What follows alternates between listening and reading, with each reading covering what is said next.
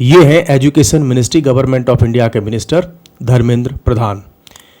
इसी मिनिस्ट्री के अंदर आती है आपकी यूजीसी, और उस यूजीसी के रेगुलेशंस की वजह से पूरे देश में हंगामा हो गया। और एक तरह से कह सकते हैं कि जनरल कास्ट के जो लोग हैं, जो जनरल कैटेगरी के लोग हैं, जो कि बीजेपी का सबसे बड़ा वोट बैंक है, वो खिसकता हुआ दिखाई दे रहा है।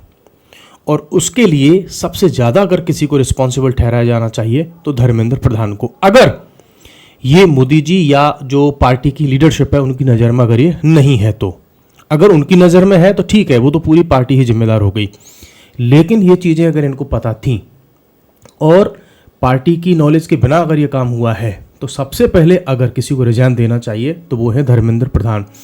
या तो ये खुद से रिजाइन दें या फिर बीजेपी इनको पार्टी से बाहर निकाले।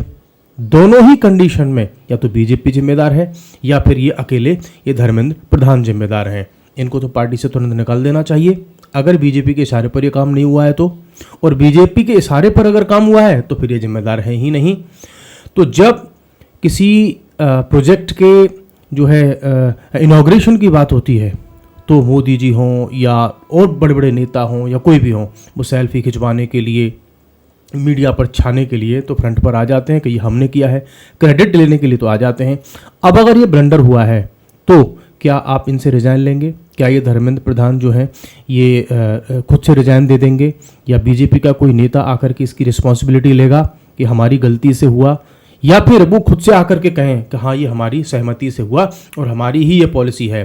क्योंकि अब हमारे लिए जो जनरल कैटेगरी के लोग हैं वो हमारा वोट है ही नहीं, क्योंकि वो तो हमारे गुलाम हैं, वो तो कहीं जाएंगे नहीं, वो तो वोट हमको ही देंगे। इसलिए हमें तो केवल SC ST और OBC का वोट चाहिए। अगर तुम्हें केवल उनका वोट चाहिए तो फिर सीधा सीधा आकर के आपको फ्रंट पे आकर के बोल देना चाहिए। ये गोलमोल चीज़ें तो बहुत लंबे समय तक नहीं चलने वाली।